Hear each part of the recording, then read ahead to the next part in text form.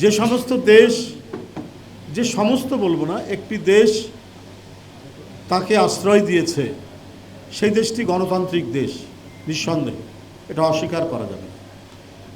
কিন্তু আপনি যখন সব জেনে শুনে শেখ হাসিনাকে আশ্রয় দিচ্ছেন এবং আপনার সেখানকার কিছু রাজনৈতিক দল এবং মিডিয়া তার গুণকীর্তন করছেন এবং বাংলাদেশের বর্তমান পরিস্থিতিতে বাংলাদেশের বিরুদ্ধে ভয়ঙ্কর রকমের অপপ্রচার দিচ্ছেন যে বাংলাদেশের সংখ্যালঘুদের উপর অত্যাচার হচ্ছে, বাংলাদেশের পরিস্থিতি খারাপ, বাংলাদেশে মানুষের কোনো নিরাপত্তা নেই। কিন্তু এরই মধ্যে ভিসা রেস্ট্রিকশন করেছে, ভারতে যেতে না দেওয়ার বহু পদক্ষেপ নিয়েছে ভারত সরকার। কিন্তু এর মধ্যেও যারা গেছেন তাদেরকে সেখানকার মিডিয়া আপনার প্রশ্ন করেছে যে বাংলাদেশের কি অবস্থা বলুন, সেখানকার নাকি খারাপ অবস্থা। একটা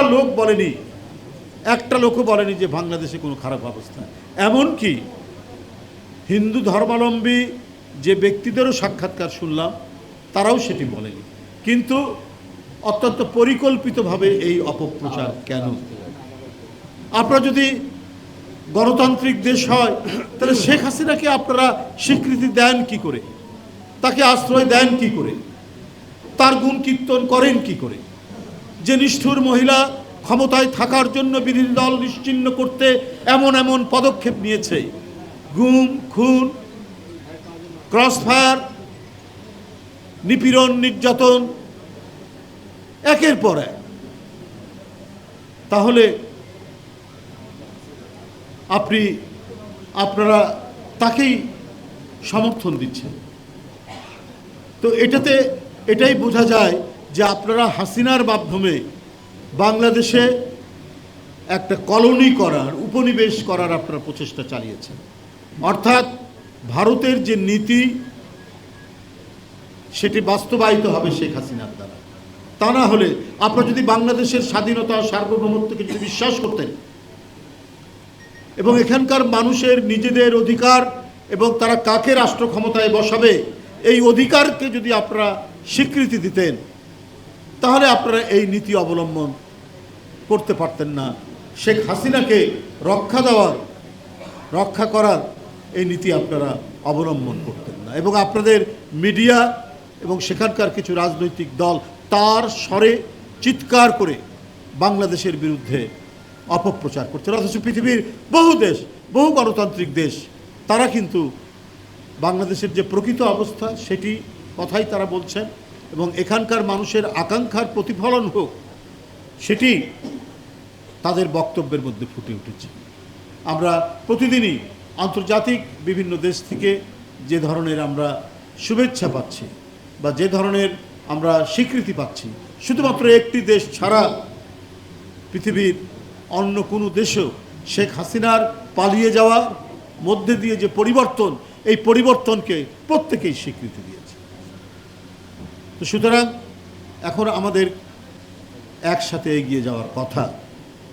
আমরা এখন চূড়ান্ত গণতন্ত্রের পথে এগিয়ে যাব। গণতন্ত্রের মালিকানা কিন্তু সরকারের, গণতন্ত্রের